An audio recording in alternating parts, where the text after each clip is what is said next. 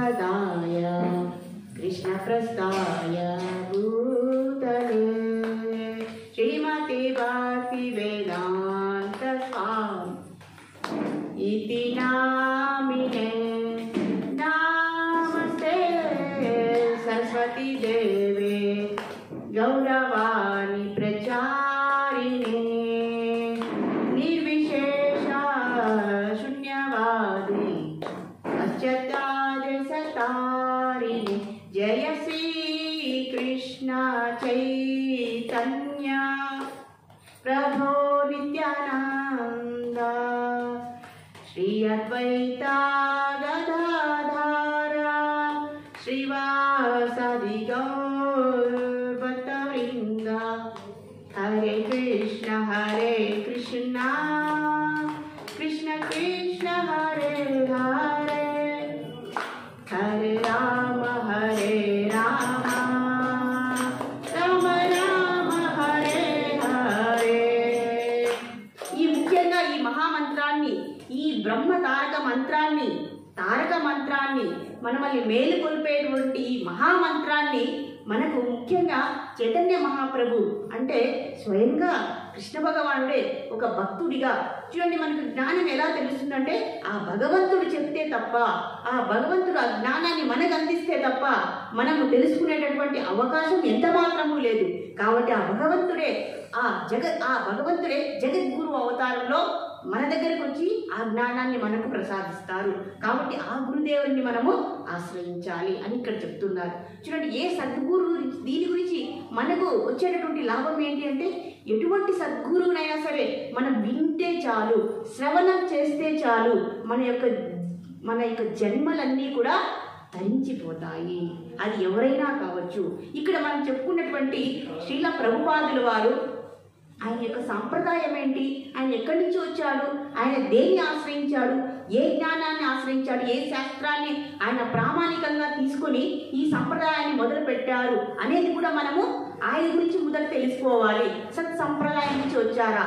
గురువు అంటే ఏంటి? సద్గురువు అన్నారు. గురువు అనలేదండి, సద్గురువు అన్నారు. అంటే ఏంటి? శ్రేష్టమైనటువంటి గురువు. మనము ఎవరిని ఆశ్రయించాలి? ఎందుకంటే మన జీవితాన్ని చూడండి, ఇప్పుడు మన పిల్లవాడు ఉంటాడు, మన పిల్లవాడిని ఎవరి చేతిలో పెడతాం విద్యాభ్యాసం? అప్పుడు మంచి గురువు చేత కదండి. ఒక ప్రామాణికమైనటువంటి విద్యాలయము, ప్రామాణికమైనటువంటి అర్హత కలిగినటువంటి గురువుల యొక్క పర్యవేక్షణలోనే, వాళ్ళ ఆశ్రితంలోనే మన పిల్లల్ని మనం ఎలా వాళ్ళ దగ్గర మనము ఆశ్రయిస్తామో, అలాగే మన యొక్క ఈ అద్భుతమైనటువంటి విలువైనటువంటి ఈ శ్రేష్టమైనటువంటి అరుదైనటువంటి జీవితాన్ని మనం ఒక సద్గురువు చేతిలో పెట్టాలి. కాబట్టి మనం గురువుని ఆశ్రయించేటప్పుడు ఆ గురువుని మనం తీక్షణంగా పరిశీలించాలి. మనకు చూడండి, ఈ ప్రపంచంలో ఎన్నో రకాల గురువులు ఉంటారు. ప్రతి ఒక్కరిని ఆశ్రయించాలనేది ఒక ప్రామాణిక గురువుని మనం పట్టుకోవాలి. అతను ఏ సంప్రదాయం నుంచి వచ్చారు?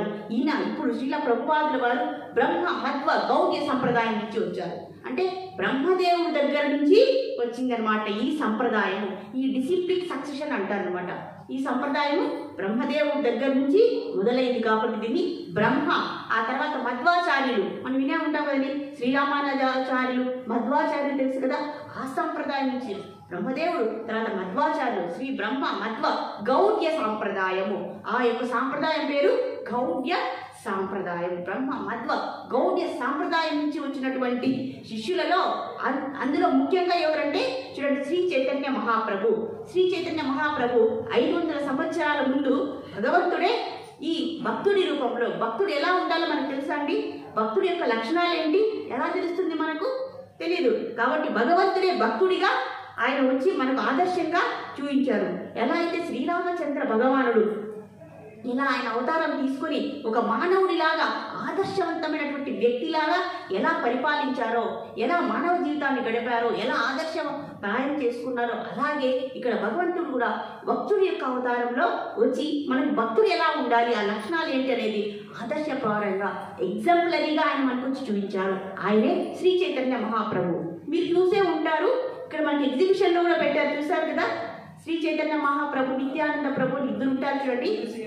ఆ మ్యూజియంలో మీరు పైన ఉండే మ్యూజియంలోనా ఒక పైన మ్యూజియం ఉంది చూడండి. మన పోలీస్ స్టేషన్ ఎదురుగా ఒక పైన మ్యూజియం చూడండి, హిల్ పైన. అక్కడ మీరు వెళ్ళి చూస్తే పైన ఏ ఫ్లోర్లో ఉన్నారు మీరు చూస్తారు. అక్కడికి వెళ్తే ఇద్దరు నిలబడుకొని ఉంటారు. ఒకరు గోల్డెన్ కాంప్లెక్షన్ కలర్లో ఉంటారు, బంగారు వర్ణంలో ఉండేది శ్రీ చైతన్య మహాప్రభు. అలాగే నిత్యానంద ప్రభు బ్లూ కలర్ నీలిరంగు డ్రెస్లో ఉంటారనమాట. వాళ్ళు ఎవరంటే కృష్ణ బలరాములు. వాళ్ళు ఎవరంటే కృష్ణ బలరాములే భక్తులుగా ఆవిర్భవించారు 500 సంవత్సరాలు. ఆ సంప్రదాయంలో రూప గోస్వామి, సనాతన గోస్వామి వీళ్ళందరూ వచ్చారు, షట గోస్వాములు అందరూ వచ్చారనమాట. వాళ్ళ సంప్రదాయంలో వచ్చినటువంటి వారే భక్తి వినోద్ ఠాగూర్. వాళ్ళ నుంచి భక్తి సిద్ధాంత సరస్వతి ఠాగూర్ మహారాజ్. ఆ భక్తి సిద్ధాంత సరస్వతి ఠాగూర్ మహారాజ్ గోస్వామి యొక్క శిష్యుడే శ్రీల ప్రభుపాదులు. సో ఇంత హిస్టరీ ఉందండి, ఇంత చరిత్ర ఉంది, ఇంత సంప్రదాయం ఉంది అనమాట. వాళ్ళు ఏం చేశారంటే భగవంతుడు ఎప్పుడైతే బ్రహ్మకు ఈ జ్ఞానాన్ని బోధించారనమాట, ఆ దేవాది దేవుడైనటువంటి శ్రీకృష్ణ భగవానుడు శ్రీమన్నారాయణుడు ఆ జ్ఞానాన్ని బ్రహ్మకి ఇచ్చారు. బ్రహ్మదేవుడి ద్వారా మిగిలినటువంటి కింద అందరి ఆచార సంప్రదాయాలందరికీ ఆ జ్ఞానాన్ని యథాతథంగా ఎటువంటి మార్పులు చేర్పులు లేకుండా ఆ జ్ఞానాన్ని అదే విధంగా ఎటువంటి మిస్ఇంటర్ప్రిటేషన్స్ లేకుండా అదే విధంగా కింద వరకు శ్రీల ప్రభుపాదుల వరకు ఆ జ్ఞానాన్ని భగవద్గీత, భాగవత, రామాయణాన్ని అన్నింటినీ కూడా యథాతథంగా భగవంతుడి యొక్క అధరామృతం నుంచి వచ్చినటువంటి వాక్యాలని ఏమీ మార్చకుండా ఈ వైష్ణవ సంప్రదాయం, ఇది బ్రహ్మ మధ్య గౌరవ వైష్ణవ సంప్రదాయము. వైష్ణవ సంప్రదాయం అంటే విష్ణువుని కొలిచేవారే వైష్ణవాని కాదండి. ఇక్కడ బ్రాహ్మణులని కాదు. బ్రాహ్మణులు అంటే ఎవరండి? ఫస్ట్ క్లాస్ బ్రాహ్మణులు అంటే ఏమి అర్థం? ఫస్ట్ క్లాస్ వైష్ణవ అంటే ఏమి అర్థం? ఇక్కడ వర్ణాశ్రమం కాదు, ఏ కులంలో మనం జన్మించాము అని కాదు, ఎలాంటి లక్షణాలు కలిగి ఉన్నారు అనేదే ఫస్ట్ క్లాస్ బ్రాహ్మణ అని అంటారు. అంతేగాని బ్రాహ్మణులు ఇంట్లో పుట్టిన ప్రతి ఒక్కరిని బ్రాహ్మణులు అన్నాడు. ఆ బ్రహ్మ లక్షణాలు కలిగినటువంటి ఆ భక్తులనే బ్రాహ్మణులు అంటారు. వాళ్ళని మించిన వారే వైష్ణవులు. అంటే వైష్ణవులు అంటే ఇంకా ఎటువంటి వాళ్ళలో ఏళ్ళు పెట్టవలసినటువంటి అవసరం లేదు. యథావిధంగా భగవంతుడు చెప్పినటువంటి జ్ఞానాన్ని యథావిధంగా తన జీవితంలో అనుసరించి అందరికీ పంచేవాడే సద్గురువు. కాబట్టి మనం ప్రతిసారి కొన్ని సంవత్సరాలు మనం ఆ గురువుని పరిశీలించాలి. ప్రతి గురువు ఉన్నారు కదా అని మన చెవిని వాళ్ళ వైపు పెట్టకూడదు. ఏదంటే ఆ జ్ఞానాన్ని మనం వినకూడదు. ఎందుకంటే ఇప్పుడు ఇక్కడి నుంచి మనం మందిరంకి వెళ్ళాలనుకోండి, మనం ఏం చేయాలి? ఒక మార్గాన్ని ఎంచుకోవాలి. మధ్యలో వచ్చి అలా కాదండి మందిరంకి వెళ్ళాలి, ఇలా పక్కదోవలో నుంచి వెళ్తే మీకు ఆ దారి ఆ గమ్యం వస్తుందని చెప్పారనుకోండి, అప్పుడు ఏమైపోతుంది? మనము అడ్డదారి పడతాం. కాబట్టి మనం ఏ గురువు నుంచి, ఏ శాస్త్రం నుంచి జ్ఞానాన్ని వింటే మన జీవితం తరిస్తుందో అంతో జాగ్రత్త తీసుకోవాలి. ఆ సద్గురుని మనం చూడండి, చాలా మంది హిపోక్రసీ ఫాలో అవుతారనమాట. ఇంట్లో ఒక విధంగా ఉంటారు, బయట ఒక విధంగా ఉంటారు. అవునా కదండి? ఇంట్లో బయట ఎక్కడైనా సరే మానసికంగా, శారీరకంగా ఒకే విధంగా, ఒకే భక్తిని, ఒకే సాధనని, ఒకే తత్వాన్ని ఎవరైతే ఫాలో అవుతారో, అనుసరిస్తారో, ఎగ్జాంపులరీగా ఉంటారో వాళ్ళే సద్గురువు. సద్గురువుకి ఎన్నో అర్థాలు ఉన్నాయి. స్టాండర్డ్ ప్రామాణికమైన గురువుని మనం ఎంచుకోవాలి. ఎవరంటే వాళ్ళు చెప్పినటువంటి తత్వాన్ని వింటే ఎవరు నష్టపోతారు? దుర్లభో వానిషో దేవో దేహీనాం క్షణబంధుర తత్రాపి దుర్లభం అన్యే వైకుంఠ ప్రియదర్శనం. ఎవరైతే వైకుంఠ ప్రియదర్శనం, ఎవరైతే ఆ తత్వాన్ని, ఆ భగవత్ తత్వాన్ని ఫేస్ టు ఫేస్ డైరెక్ట్గా ఎవరు చూసారో వాళ్ళు చెప్పినదే మనం పాటించాలి అని ఇక్కడ చెప్తున్నారు. అంతేగాని ఎవరు చెప్తే వాళ్ళు వింటే మన జీవితం మనం ఎవరు నష్టపోతారు? కాబట్టి ఏ గురువునైనా, ఏ శాస్త్రాన్నైనా మనం ఎంచుకున్నప్పుడు చాలా జాగ్రత్తగా, లేట్ అయినా పర్వాలేదు, అటువంటి శాస్త్రాన్ని తీసుకుంటే మనం తరించాలండి. మనం ఎందుకు మనిషి జన్మగా పుట్టామంటే తరించడానికే. మనిషి జన్మ ఎందుకు వచ్చిందంటే తిరిగి మనిషి జన్మ రాకుండా. మనిషి జన్మ రావడానికి యొక్క పరమార్థం ఏంటండి? మనిషి జన్మ రావడానికి యొక్క పరమార్థం ఏంటి? ముందు జన్మల్లో ఎన్నో చెడు కర్మలు చేశాము, మంచిగా పుణ్యకర్మలు చేశాము. కానీ తిరిగి ఎవరైతే ఏ జ్ఞానం అయితే తిరిగి జన్మ రాహిత్యం చేస్తుందో అదే అసలైనటువంటి తత్వజ్ఞానము, భగవద్జ్ఞానము. ఆ భగవద్జ్ఞానాన్ని, తత్వజ్ఞానాన్ని అందించేవాడే సద్గురువు. అవునా కదండి? త్రికరణ శుద్ధిగా అని ఇక్కడ చెప్తున్నారు. కాబట్టి ఇక్కడ శ్రీల ప్రభుపాదులు ఎలా వచ్చారు, ఆయన వచ్చినటువంటి పురాణం యొక్క రెఫరెన్స్ కూడా మనకు బ్రహ్మ వైవస్వ పురాణంలో ఆ విషయాన్ని కూడా, ఆ సంవాదాన్ని, ఆ చర్చని ఇక్కడ మనకి ఇచ్చారు. ఒకసారి ఎప్పుడైతే శ్రీకృష్ణ భగవానుడు, ఇప్పుడు మనం వచ్చేద్దాము ఆ అసలైనటువంటి విషయానికి, ఎప్పుడైతే శ్రీకృష్ణ భగవానుడు అవతారాన్ని చాలించి ఇంకా గోలోక బృందావనం వెళ్ళిపోతున్నారో అప్పుడు అందరూ దుఃఖిస్తున్నారు అనమాట, భక్తులందరూ కూడా. ఆ భక్తులలో ఒకరైనటువంటి గంగాదేవి చాలా దుఃఖించింది అనమాట.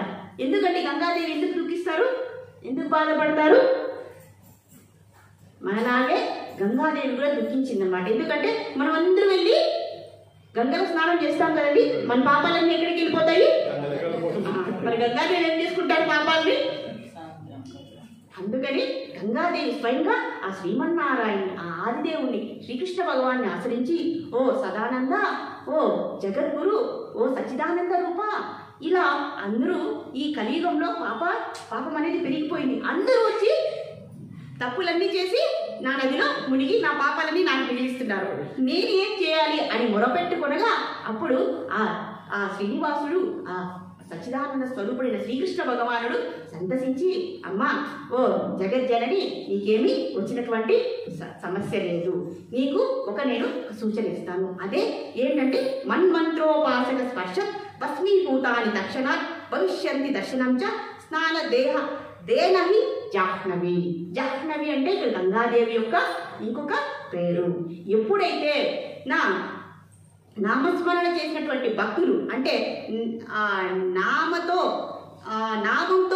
పాసకులైనటువంటి భక్తులు ఎవరైతే నా హరినామ సంకీర్తన చేసి శుద్ధ భక్తులుగా తయారైంటారో వారు ఎప్పుడైతే నీ నదిలోకి వచ్చి స్పర్శిస్తారో, స్నానం చేస్తారో, నువ్వు వాళ్ళని సందర్శిస్తావో అప్పుడు నీ పాపాలన్నీ కూడా ఆ సద్భక్తులు తీసేస్తారు. ఇక్కడ చూడండి, గంగా నది కంటే పవిత్రమైన వాళ్ళు ఎవరు? మంత్రోపాసన చేసినటువంటి శుద్ధ భక్తులు. ఇక్కడ ఎవరంటే పవిత్రమైన వారు? గంగా నది కంటే కూడా. గంగా నది కంటే ఏదైనా పవిత్రంగా ఉంటుందా? ఉంది. శుద్ధ భక్తులు ఎవరైతే మంత్రోపాసన స్వచ్ఛంగా చేస్తారో, శుద్ధ భక్తులు ఉంటారో, భగవంతుని మీదే ఆధారపడి బ్రతుకుతూ ఉంటారో, సద్భక్తిని చేస్తుంటారో, అందరికీ లోకోనం సుఖినో భవంతు అని ఎవరు అనుకుంటారో అలాంటి పుణ్యాత్ములని నువ్వు సందర్శించినా, నువ్వు దర్శించినా, వారిని స్పర్శించినా, వారిని నదిలో స్నానం చేసినా అప్పుడు నీలో ఉండేటువంటి పాపాలన్నింటినీ కూడా తీసేస్తారు. చూడండి, శుద్ధ భక్తుల యొక్క పవిత్రత ఎంతుంది, ఎంత గొప్పవారుగా ఉన్నారు. కాబట్టి మనం కూడా అవుతామా శుద్ధ భక్తులు? గంగా నది కూడా ప్రశంసించేటటువంటి శుద్ధ భక్తులు అవ్వాలంటే మనిషిగా జన్మించిన తర్వాత, లేదంటే మనకు ఆ జంతువులకు ఎటువంటి భేదం ఉన్నది ఉన్నా కదండి. మనిషి జన్మ అనేది ఎందుకు ఉత్కృష్టమైనది. కాబట్టి దైవాంశ గుణాలని మనము సంపాదించుకోవడానికే, తపస్సు చేయడానికే, సాధన చేయడానికే, జన్మరాహిత్యం పొందడానికే, అలాగే మనం దివ్యలోకాలకు వెళ్ళడానికే, భగవద్ధామం చేరడానికే మానవ జన్మ తీసుకున్నాం తప్ప మానవ జన్మ చేసి ఎటువంటి చెడ్డ కర్మలు చేసి జంతు శరీరాన్ని పొందడానికి కాదు. ఇది మానవ జన్మ యొక్క రహస్యము, అతి గుహ్యమైనటువంటి రహస్యం. ఇది అండి పరమార్థం. సో ఇలా మన మానవ జన్మ తీసుకున్న తర్వాత మనల్ని ఎవరు తరింపజేస్తారు? శుద్ధ భక్తులు మాత్రమే మనల్ని తరింపజేస్తారు. వాళ్ళకు అంతటి భగవత్ శక్తి ఉంది. కాబట్టి ఇక్కడ బ్రహ్మ వైవర్త పురాణంలో ఒక సంవాదంలో అప్పుడు శ్రీమన్నారాయణుడు చెప్తారనమాట, అమ్మ త్వరలో ఒక మహానుభావుడు జన్మించబోతున్నారు, ఆవిర్భవించబోతున్నారు. అలాగే నా నామస్మరణ ఊరు ప్రపంచంలో నలుదిక్కులు కూడా, ఈ భూమండలం అంతా కూడా నా హరినామస్మరణ అనేది చేరుతుంది. భగవద్గీత, భాగవత, రామాయణాదులన్నీ కూడా ఈ జ్ఞానం అంతా కూడా పల్లెకి, గ్రామానికి చేరుతుంది అని వరమిచ్చారనమాట. ఎవరు? ఆ శ్రీకృష్ణ భగవానుడు. అప్పుడు ఎప్పుడైతే ఆ వరమిచ్చారో ఇంకా గంగాదేవి యొక్క ఆనందము పట్టలేమండి. అవునా కదండి? ఎంత సంతోషం అండి. మన యొక్క పాపాలని ఎవరు భూమాత భరిస్తున్నారు? గంగాదేవి కూడా భరిస్తున్నారు. చూడండి, మన వల్ల ఎంత కష్టం వచ్చింది చూడండి ఈ ప్రకృతికి కూడా. అవునా కదా? దానికి కారణం ఎవరు? మన కర్మలే, మన చెడు కర్మలే, అంటే మన అజ్ఞానము. ఎవరు కూడా తెలిసి తప్పు చేయరండి. అవునా కదా? తెలిసి ఎవరు తప్పు చేయరు. కానీ తెలిసి కూడా తప్పులు చేస్తే వాళ్ళని ఏమంటారు? గాఢ అజ్ఞానంలో ఉన్నారు. వీళ్ళని తరించే వాళ్ళు ఎవరు? చూడండి, చాలా మంది తప్పులు చేస్తుంటారు, సరిదిద్దుకుంటూ ఉంటారు. కానీ తెలిసి తప్పులు చేస్తుంటారు. మరి వారి సంగతి ఏంటి? వాళ్ళ యొక్క వాళ్ళ యొక్క సిచ్యువేషన్ ఏంటి? వాళ్ళ పరిస్థితి ఏంటంటే వాళ్ళు కూడా తరించేటటువంటి అద్భుతమైనటువంటి మార్గాన్నే ఇక్కడ హరే కృష్ణ మహామంత్రం ద్వారా శ్రీల ప్రభుపాదులు తీసుకుని వచ్చారు. కాబట్టి ఈ మహానుభావుడు ఆవిర్భవించేటటువంటి సందర్భం అనేది ఏర్పడి ఉంది. కాబట్టి ఆయన 1896 సంవత్సరం సెప్టెంబర్ 1 కోల్కతాలో అక్కడ గ్రామం పేరు కూడా ఇచ్చారండి, తాలిగంజ్ అనేటువంటి ప్రదేశంలో ఒక గొప్ప వైష్ణవ కుటుంబంలో జన్మించారు. తాలిగంజ్ అనేటువంటి కోల్కతాలో ఇది ఒక ప్రదేశం అన్నమాట, ఒక ఊరు, ఒక సబబు. చూడండి, మనము గొప్ప వంశంలో జన్మించడం గొప్ప, అత్యధిక ధనవంతుల ఇంట్లో జన్మించడం గొప్ప, గొప్ప పేరున్నటువంటి వంశంలో జన్మించడం గొప్ప, ఏది గొప్ప? లేదా గొప్ప వైష్ణవ ఇంట్లో, గొప్ప భక్తుల ఇంట్లో జన్మించడం గొప్ప? శాస్త్రాలు చెప్తున్నాయి గొప్ప భక్తుల ఇంట్లో జన్మించడమే మహావిశిష్టమైనది. ఎందుకంటే వాళ్ళు చిన్నప్పటి నుంచి కూడా ఆ సాధన, భక్తి అనేది, ఆ సదాచారాన్ని చేసేటటువంటి అద్భుత అవకాశం భక్తుల ఇంట్లో జన్మించడం. మనకు నెక్స్ట్ అత్యంత దివ్య లోకాలకు వెళ్ళకపోయినటువంటి అవకాశం రాకపోయినా కనీసము భక్తుల ఇంట్లో పుట్టాలి స్వామి అని ఆ కోరికనైనా మనము భగవంతుణ్ణి ప్రార్థించాలి. ఎందుకంటే మనం ఎన్నో సంచిత కర్మలు చేశాము, అవన్నీ కూడా కొన్ని పండుతాయి. కర్మలవి 4 రకాలండి. సంచిత కర్మలు అని చెప్పాం కదా, దాదాపు పండిపోయిన కర్మలు, పండని కర్మలు, దాదాపు పండిన కర్మలు, అసలు పండని కర్మలు. ఇప్పుడు కొన్ని పాపాలు కష్ట రూపంలో, నష్ట రూపంలో, బాధ రూపంలో, వ్యాధి రూపంలో వస్తాయి. మిగతా కర్మలన్నీ కూడా నెక్స్ట్ జన్మలో వెయిట్ చేస్తూ ఉంటాయి. రారా రండి, నెక్స్ట్ చూసుకుందాం. అందరం ఏ జంతు జన్మ మనకు వచ్చింది అనుకోండి, మళ్ళీ తిరిగి మానవ జన్మ కోసం మనము ప్రయత్నించాలి. ఆ కర్మలు వెయిట్ చేస్తూ ఉంటాయంట. రండి రండి రండి, come on come on, now this is my turn. ఇంకా రా చూసుకుందాం. కాబట్టి చేసేటప్పుడు మనకు అది తెలియదండి. కాబట్టి ఇలాంటి అద్భుతమైనటువంటి అవకాశాన్ని మనము ఇస్తున్నాము ఎవరికి? ఆ కర్మ సిద్ధాంతానికి. కాబట్టి వీటి నుంచి ఎవరు రక్షించగలరు అంటే ఒక జగద్గురువు మాత్రమే, ఒక సద్గురువు మాత్రమే, ఆచార్యులు మాత్రమే మనల్ని రక్షించగలరు. కాబట్టి ఈయన వైష్ణవ కుటుంబంలో జన్మించారు. అతని యొక్క మోహన్ గౌడ్ అనమాట ఆయన పేరు. వాళ్ళ నాన్న పేరు కూడా ఇక్కడ ఇచ్చారు. వాళ్ళ అమ్మ పేరు రజని, అలాగే వాళ్ళ నాన్న పేరు మోహన్ అనమాట. గౌర్ మోహన్ డే, రజని డే. ఈ ఇద్దరి దంపతులకు ఈయనకి ఏమి నామకరణం చేశారంటే అభయ్ అని నామకరణం చేశారు. ఈయన యొక్క నామకరణం ఏంటంటే అభయ్. అభయ్ అంటే ఉపనిషత్తుల ప్రకారం ఏమంటే భయము లేనివాడు. ఉపనిషత్తుల యొక్క మొట్టమొదటి పదం అండి ఇది, అభయ్. నిర్భయ్ అంటే ఏంటి? భయము లేనివాడు. మనకు భయం ఉందా లేదండి? మనకు భయం ఉందా? ఏ విషయాలకు భయం ఉంటుంది మనకు? ఓకే, చాలా భయాలు ఉంటాయండి మనకు. కాబట్టి ఆయనకి పేరే అభయ్ పేరు పెట్టేశారు అనమాట. సో అందరూ కూడా వాళ్ళ ఇంటికి వచ్చేవారు అనమాట, సన్యాసులు అందరూ కూడా. వాళ్ళ నాన్న అమ్మ కూడా చాలా మంచి వైష్ణవ భక్తులు. వాళ్ళు చిన్నప్పటి నుంచి కూడా ఆ అబ్బాయి చేత చాలా మంచి భక్తి చేయించేవారు. ఇంటికి ఎంతో మంది సన్యాసులు వచ్చేవాళ్ళు. వాళ్ళందరూ కూడా ప్రెడిక్ట్ చేశారనమాట, ఈ పిల్లవాడి యొక్క పరిస్థితి ఏంటి అంటే ఇతను 70 సంవత్సరముల వయసులో, అంటే 7-10 వయసులో ఎవరంటే ప్రెడిక్ట్ చేస్తారండి. ఇప్పుడు సాధించలేంది నేను అనుకునేదాన్ని, నీకు 80 ఏళ్ళ వయసులో ఇది వస్తుందంటే 80 ఏళ్ళ వయసు వరకు ఎవరు పట్టుకుంటారండి?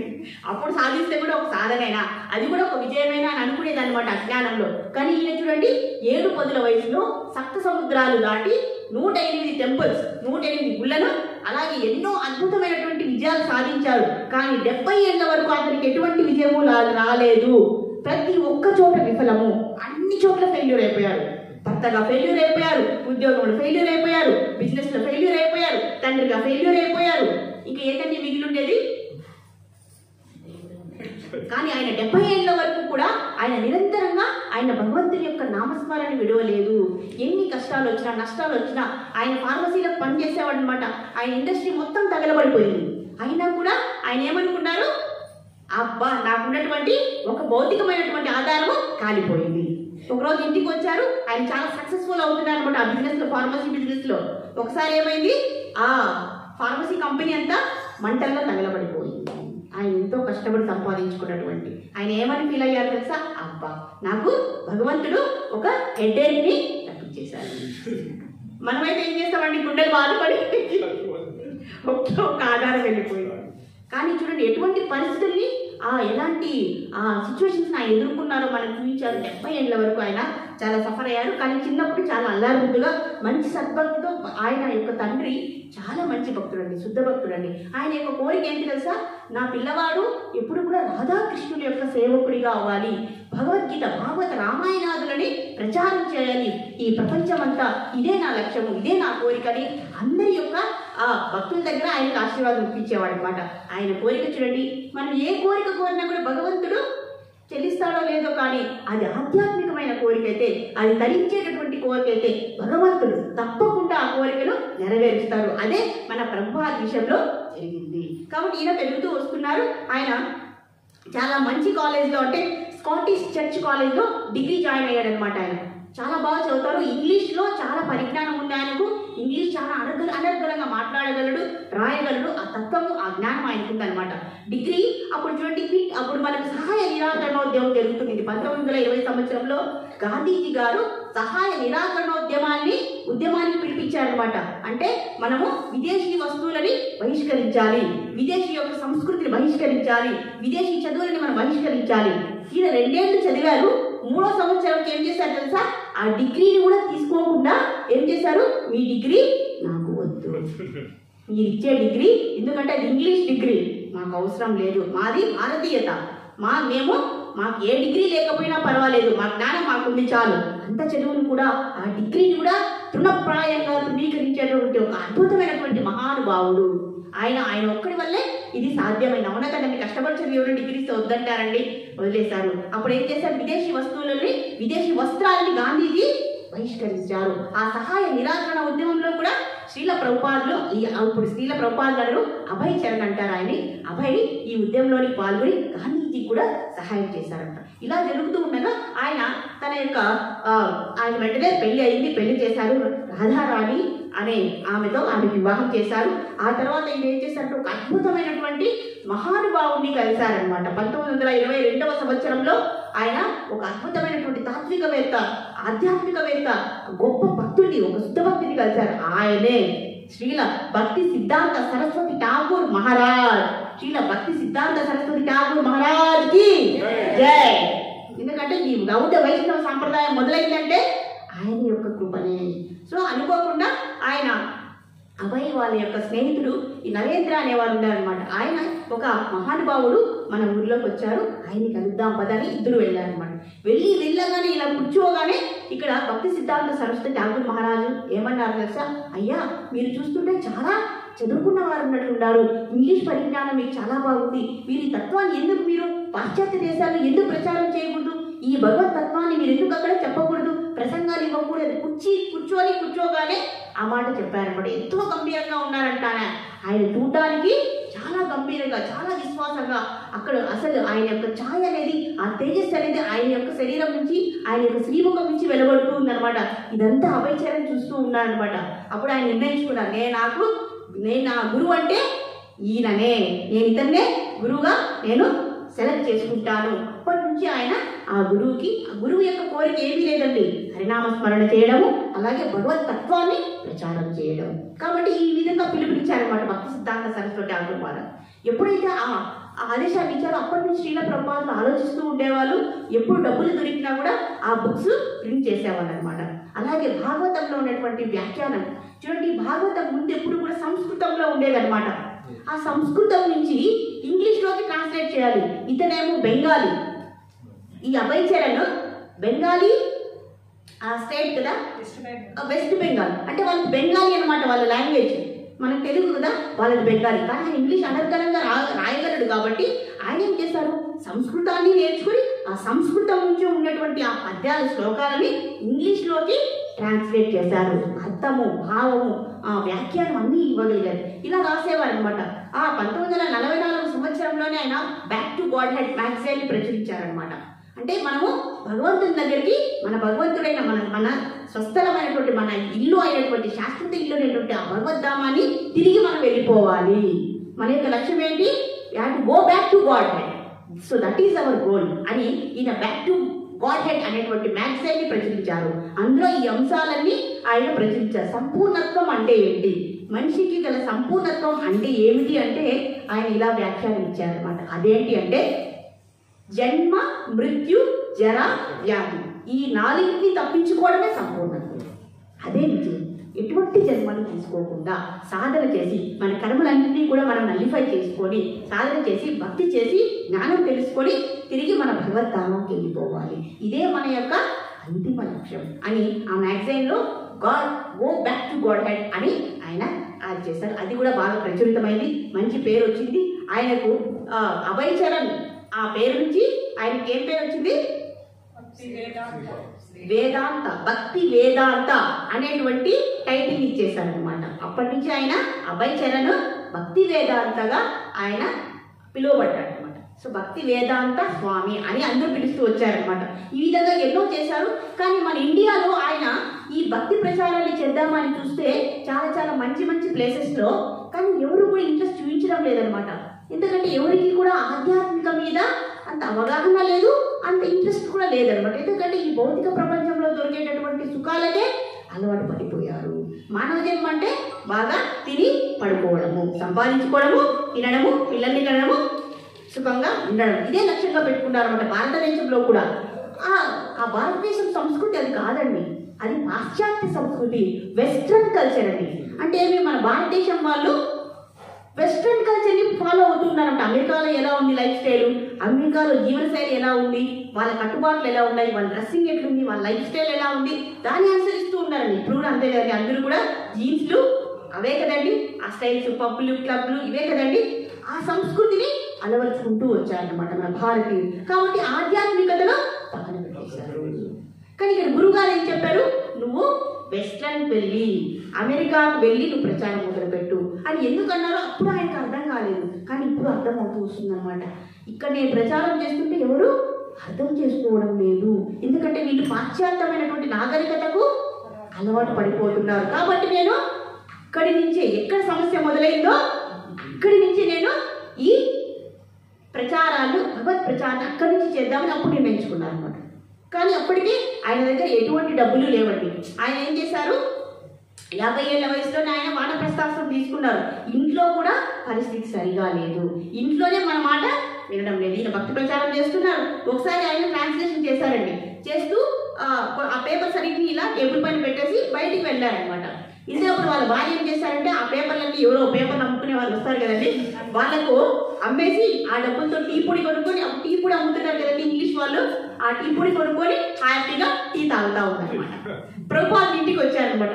అయ్యో ఆ పేపర్స్ ఎక్కడ పెట్టాయి, ఎక్కడ దొరికాయా నీకు అంటే, అవునండి ఇక్కడ ఏదో చెత్త పేపర్లు ఉన్నాయి, అవన్నీ నేను పేపర్లు ఏడుకునే వాడికి ఇచ్చేసాను, వాళ్ళు నాకు డబ్బులు ఇచ్చారు, హాయిగా టీ తాగుతున్నాను. ఎంత విలువైనటువంటి ఆ భాగవతాన్ని ఆయన అనువదిస్తున్నారు. అలాంటి పేపర్స్ యొక్క విలువ తెలియక అప్పుడు ప్రభుపాదికి చాలా కోపం వేసిందండి. ఇంకా ఏమనలేక ఇంట్లో నుంచి బయటకు వెళ్ళిపోయారు. ఆయన ఇలా ఇంట్లో నుంచి బయటకు వెళ్ళిపోవడం, మళ్ళీ రావడం, అయ్యో ఫ్యామిలీ మళ్ళీ వెళ్ళిపోవడం, మళ్ళీ రావడం, ఇలా కాదని చెప్పేసి వానప్రస్థాశ్రమం తీసుకునేశారు. సో ఆయన పవిత్రమైనటువంటి బృందావన్ ధామ్కి వెళ్ళిపోయారు. రాధా దామోదర్ గుడికి వెళ్ళిపోయి అక్కడ అతనికి తినడానికి తిండి లేదు, బట్టలు లేవు, ఏమి లేవు, అయినా కూడా దొరికేటటువంటి ఆ చిన్న ఆహారంతో ఆయన బతికి ఇంతసేపు చదవడం రాయడం, చదవడం రాయడం, ఇలా భగవతాన్ని అనువదిస్తూ వచ్చారనమాట. ఇలా జరుగుతుండగా ఆయనకి ఇంకా అనిపించింది అనమాట, ఇక్కడ ఉండి మనం చేసేది ఏమీ లేదు, మనం అమెరికాకు వెళ్ళిపోవాలి. అమెరికాకు వెళ్ళాలంటే ఏం కావాలండి? డబ్బులు. అంటే తర్వాత ఏం కావాలి? వీసా కావాలి. అమెరికా వీసా దొరకడం అంటే చాలా కష్టం. నీ డబ్బులు ఉన్నా కూడా ఏం చేయాలి? ఈ దగ్గర ₹1 లేదు. ఏం చేయాలి? చాలా పేదవాడు. అవునా కదండి? దేంట్లో కూడా సక్సెస్ రాలేదనమాట. మన లైఫ్ ఎంతో బెటర్ అండి, అవునా కదా? మన లైఫ్ హాయిగా మనం ఇచ్చి వింటున్నాం ఇక్కడ, అవునా కదా? ఆయన ఏమనుకున్నారు? లేదు, మన గురువు యొక్క ఆదేశం పెట్టి వాళ్ళ గురువు 2 ఆదేశాలు ఇచ్చారండి. నువ్వు ఏమి నేర్చుకున్నావో అది అందరికీ అందించు ఆ జ్ఞానాన్ని. ఇంకోటి, డబ్బులు ఎక్కువ ఉంటే బుక్స్ ప్రింట్ చేయి, భగవద్గీత భాగవత బుక్ని నువ్వు ప్రింట్ చేయించు. ఇంకా డబ్బులు ఎక్కువ మిగిలితే టెంపుల్స్ కట్టించు. ఈ ఆదేశాలు ఇచ్చారనమాట. ఆ తర్వాత భక్తి సిద్ధాంత సరస్వతి ఠాకూర్ మహారాజ్ కూడా ఆయన ఇంత గోలోక వృందావనికి వెళ్ళిపోయారనమాట. ఇంకా ఈయన గురువు ఆజ్ఞని సీరియస్గా తీసుకుని ఏం చేశారంటే, అప్పుడు ఉన్నటువంటి షిప్ కంపెనీ ఓనర్ ఉన్నారనమాట, సుమతి మొరార్జీ అనమాట ఆమె పేరు. ఆమె మేనేజర్ అనమాట షిప్ కంపెనీకి. ఆమె దగ్గరికి రోజు వెళ్ళేవారనమాట. అమ్మ, నేను అమెరికాకు వెళ్ళాలనుకుంటున్నాను, నా దగ్గర చిల్లి గవ్వలేదు, మీరు సహాయం చేస్తారా? ఇప్పుడు చూడండి, షిప్లో ఏం వెళ్తుంది మామూలుగా, ఈ ఇండియా నుంచి అమెరికాకి ఏం వెళ్తుంది, గూడ్స్ వెళ్తూ ఉంటాయి, అవునా కదండి. ఆ సరుకులు వెళ్ళేటటువంటి నౌకలో ఈయన అడుగుతున్నారు, నేను వెళ్తాను అమెరికాకు. ఎవరైనా వెళ్ళగలరు అండి? మన ఫ్లైట్లో వెళ్ళాలంటేనే కొంచెం కష్టపడతాం, అవునా కదండి. అలాంటిది షిప్లో ఎలా వెళ్తాడండి? కానీ ఈయన వెళ్ళాలనుకున్నాడు.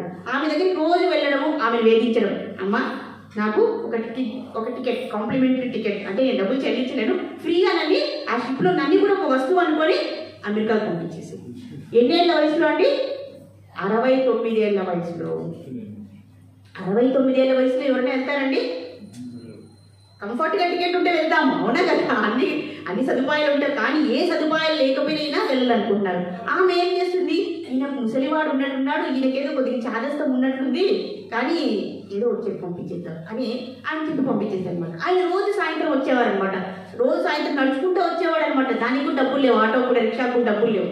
అంత దూరము నడుచుకొని వచ్చి ఆమె కోసం కూర్చోని ఉండేవాడు. ఆమె చూసి నేను లేనని చెప్పేసేది అని చెప్పించేసేది అనమాట. బయట మేనేజర్ లోపల ఉన్నారు, కానీ ఈయన పంపిస్తే ఈయన బతకడు అనేటువంటి ఉద్దేశంతో ఆమె ఏం చేసింది, ఆ మేనేజరు ఈయన లేనని, కానీ ఈయన కనుక్కున్నాడు అనమాట, ఈమె ఉండి కూడా లేడని చెప్పి పంపిస్తుంది. పట్టు వదలని విక్రమార్కుడు ఇక్కడ ఉండేది, అవునా కదా. ఇంకా ఈమె పట్టుదల వదిలి, అయ్యా మీరు దయచేసి లోపలికి రండి, మీరు ఏమనుకుంటున్నారు అమెరికా అంటే, అక్కడ చలికి మీరు తట్టుకుంటారా, మీకు ఆరోగ్యం చూస్తే సరిగా లేదు, 69 ఏళ్ళ వయసు, ఒక సంవత్సరం అయితే 70 సంవత్సరములు మీరు వెళ్ళగలరా, మీ దగ్గర డబ్బులు లేదు, అక్కడ ఎవరు స్నేహితులు లేరు, బంధువులు లేరు, మీ దగ్గర ఏ ఇన్ఫ్లుయెన్స్ లేదు, పరపతి లేదు, ఆరోగ్యము లేదు, ఎలా అమెరికాకు వెళ్ళి మీరు ప్రచారం చేయాలనుకుంటున్నారు అని అడిగింది అనమాట. ఏమో అవన్నీ నాకు తెలియదు, మా గురువు యొక్క ఆదేశాన్ని నేను తీసుకుంటున్నాను, నేను అమెరికాకు వెళ్ళాల్సిందే. మరి దారిలో చనిపోతే ఏం చేస్తారు? దారిలో చనిపోయినా పర్వాలేదు, నేను అమెరికాకు వెళ్ళాలి, ఆ గూడ్స్లో నన్ను కూడా ఒక గూడ్స్ అనుకోండి, ఒక లగేజ్ అనుకోండి అని చూడండి ఆ ప్రాధాయపడ్డారనమాట. ఇంకా ఈ పట్టుదలను చూసి ఆమె చాలా కలిగిపోయిందండి. ఇందుకు మీరు ఎందుకు వెళ్ళాలనుకుంటున్నారు అమెరికాకి? నేను, మా గురువు నాకు ఆదేశం ఇచ్చారు, అక్కడ చైతన్య మహాప్రభు చెప్పినటువంటి బోధనలు నేను అక్కడ చెప్పాలి, నా యొక్క గురువు యొక్క ఆజ్ఞ, అంతకుమించి నాకేమీ తెలియదు అని చెప్తున్నాడు. ఎంత చెప్పినా ఆయన లేదు. సరే అనేసి ఒక కాంప్లిమెంటరీ టికెట్ ఇచ్చేసారండి. ఒక చిన్న క్యాబిన్, గూడ్స్ అంతా ఉంటుంది, అక్కడ చిన్న ప్లేస్ అనమాట. ఆయన ఒక చిన్న గదిలో ఆయన ఉన్నారు. అది ఎలా అంటే, ఆ షిప్ కదులుతుంటే సముద్రంలో ఈయన కూడా కదులుతూ ఉంటాడనమాట. అలాంటి క్యాబిన్ అనమాట, ఒక చిన్న క్యాబిన్, స్టఫ్ అంతా ఉంటుంది అనమాట. ఆ షిప్ అంత గూడ్స్ తీసుకెళ్లేటటువంటి నౌక అనమాట అది. అయినా కూడా ఈయనకి ఎప్పుడైతే అమ్మాయి టికెట్ శాంక్షన్ చేశారో ఈయనకు ఆనందము పట్టలేనటువంటి ఆనందం వచ్చేసింది అనమాట ఈయనకి. చూడండి, ఎవరైనా వెళ్తారండి అసలు 70 ఏళ్ళ వయసులో దాదాపు, కానీ ఇలా రెడీ అయిపోయారు. ఒక సూట్ కేసు, ఒక గొడుగు, అలాగే కొన్ని తృణధాన్యాలు అంటే తెలుసు కదండి, మిల్లెట్స్ అంటాం కదా మనము, కొన్ని మిల్లెట్స్ తీసుకున్నారు. అలాగే కొన్ని బాక్సుల బుక్కుల్ని ప్రింట్ చేస్తారు. ఎంత డబ్బులు ఉంటే అన్ని డబ్బుల్ని ప్రింట్ చేస్తారండి. ఆయన తినకపోయినా బాధ లేదు, ఆయన గురించి ఆయన ఆలోచించుకోరు. అవన్నీ రెడీ చేసుకొని షిప్ ఎక్కేసారు. సో ఆయన మనకు ఎప్పుడు ఎక్కారంటే చూడండి, 1965వ సంవత్సరము సెప్టెంబర్ 1965వ సంవత్సరం ఆగస్టు 13. సో అరుణ్ పాండే ఆ షిప్ యొక్క మనం డ్రైవర్ అంటాం కదండి. సో ఆయన అరుణ్ పాండే యొక్క ఆధ్వర్యంలో మనకు ఈ జలదూత అనేటువంటి షిప్ బయలుదేరింది అనమాట. ఎప్పుడు? ఆగస్టు 13 శుక్రవారం 9 గంటలకు ఈ షిప్ బయలుదేరింది. ఈయన భక్తి వేదాంత స్వామి గారు ఆ షిప్లోకి అడుగు పెట్టారు. అడుగు పెట్టిన తర్వాత ఒక్కరోజు బంగాళాఖాతంలో ఈ నౌక అనేది మొదలైంది. జలదూత అండి, గుర్తుపెట్టుకోండి. దీన్ని మనం ఆన్లైన్లో కూడా చూడొచ్చు. జలదూత గురించి మనం మొత్తం ఇన్ఫర్మేషన్ వచ్చేస్తుంది మన గూగుల్లో, లేదా ఇస్కాన్ డిజైన్ ట్రీలోకి వెళ్ళినా కూడా మొత్తం ఇన్ఫర్మేషన్ వచ్చేస్తుంది అనమాట. ఆ తర్వాత ఒక్కరోజు ప్రయాణించారు బంగాళాఖాతంలో. ఎప్పుడైతే ఆయన ప్రయాణించారో, ఎప్పుడైతే ఆయన కూర్చుంటారో, ఎప్పుడైతే సముద్రం అనేది మనకు తెలుసు కదా, సముద్రంలో ఒక నౌక ఎలా వెళ్తుంది, పెద్ద షిప్పే అది, కానీ అది ఎలా కదులుతుందో ఈయన కూడా అలా కదులుతూ ఉన్నారనమాట. ఆ వయసులో ఎలా ఉంటుందని, ఒక కాలువను దాటుకోవాలంటే 70 సంవత్సరాల ప్రాయంలో మనకేమనిపిస్తుంది, కష్టం అనిపిస్తుంది. అలాంటిది సప్త సముద్రాలు దాటి వెళ్ళాలి షిప్లో అయినా కూడా. ఒక్క రోజుకి ఆయనకి ఏమైంది, ఎప్పుడైతే మనం సముద్రంలో ప్రయాణిస్తామో అక్కడ ఉన్నటువంటి వాతావరణ పరిస్థితులు ఎలా ఉంటాయంటే, మనకు కళ్ళు తిరగడము, వాంతులు చేసుకోవడము, గిడ్డీస్ రావడము, ఆకలి లేకపోవడం, ఇలాంటివన్నీ సీ సిక్నెస్ అంటారండి, సముద్ర వ్యాధి అంటారు. ఎప్పుడైతే ఒక్క రోజుకి ఆయనకు జబ్బు వచ్చేసింది అనమాట. ఇంకా అన్ని వామిటింగ్స్ చేసుకుంటున్నాడు, తల తిరుగుతుంది, ఏమీ చేయలేనటువంటి పరిస్థితి వచ్చేసిందండి ఆయనకు.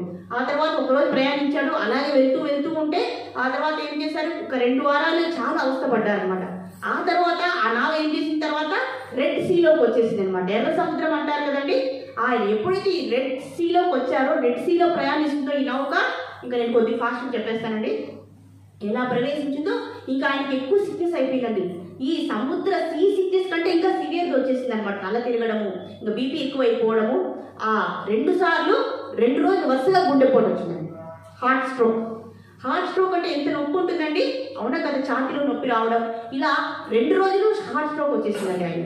ఇంకా ఆ నొప్పిని భరించలేక ఆయన అనుకున్నారు, ఇంకా నేను ఐ విల్ బి ఇంకొక స్ట్రోక్ వచ్చిందంటే నేను బతికే అవకాశమే లేదు. అప్పుడు ఆయన చూడండి, ఆ పరిస్థితిలో కూడా ఆయన ఎవరిని ప్రార్థిస్తున్నారు తెలుసా, మా గురువు గారు ఇచ్చినటువంటి లక్ష్యం ఏమైపోతుంది. చూడండి, ఎవరైనా ఆలోచిస్తారండి ప్రాణం పోతుంటే, అవునా కదా, నా లక్ష్యం ఏమైపోతుంది, చైతన్య మహాప్రభు బోధనలు ఏమవుతాయని శ్రీకృష్ణ భగవాన్ని చాలా సీరియస్గా ప్రార్థించారండి. ఓ భగవంతుడా, ఓ దేవాది దేవుడా, నా ప్రాణాన్ని నేను ఏ క్షణంలో అయినా వదిలిపెట్టేస్తాను, ఇంకా అంతా నీ ఇష్టము అని ఆయన కళ్ళు మూసుకునేశారండి. ఇంతలో ఏమైంది, ఆ భగవంతుడే, ఆ దేవాది దేవుడైనటువంటి శ్రీకృష్ణ భగవానుడే ఇంకా వచ్చేసారండి కల్లో ఆయనకి ఎలా కనపడిందంట అంటే ప్రతి ఎవ్రీథింగ్ ఈజ్ మెన్షన్ హియర్. ఎలా వచ్చిందంటే శ్రీకృష్ణుడే, ఆయనే మొత్తం అనమాట, అన్ని చోట్ల షిప్లో మొత్తం ఎక్కడ చూసినా శ్రీకృష్ణుడే కనపడుతున్నాడండి. ఆయనకు అభయం ఇచ్చాడు, నీకేమీ కాదు, నేనున్నాను, నేను కాపాడుతాను, నీకు కావాల్సినటువంటి, నీకు ఎటువంటి ప్రాబ్లం లేదు, నేను చూసుకుంటా. అక్కడికి వెళ్ళిన తర్వాత కూడా నేను నీ ధర్మాన్ని నువ్వు పాటించు, నువ్వు భయపడవద్దు, నేనున్నాను అనేటువంటి హామీ ఇచ్చారు. కల్లో కనపడిందండి. తెల్లవారి చూసేటప్పటికి ఎలా చేశారు, మళ్ళీ కొన్ని రోజుల తర్వాత అట్లాంటిక్ సముద్రంలోనికి వచ్చారండి. ఒక సముద్రంలో నుంచి ఒక సముద్రం దాటుతున్నారనమాట. ఎప్పుడైతే అట్లాంటిక్ సముద్రం దగ్గరికి వచ్చేసారో అప్పుడు వాతావరణ పరిస్థితులన్నీ బాగున్నాయి. అక్కడ ఎటువంటి తుఫాను లేదు, అల్పపీడనం లేదు. ఆయన ఇంకా 2 వారాల తర్వాత కొద్దిగా ఆహారం తీసుకోవడం మొదలుపెట్టారండి. ఎందుకంటే ఈ సీ సిక్నెస్లో ఆహారం కూడా తీసుకోలేదు. ఎవరైనా ఉంటారండి 2 వారాలు సరిగా తినకుండా ఏమైపోతుంది, గుండెపోటు వస్తే ఏమవుతుందండి, వాళ్ళు ఎలా అయింటారు. అలాంటి వాడు 2 వారాల తర్వాత ఉపశమనంతో కొద్దిగా ఆహారాన్ని తీసుకున్నారు.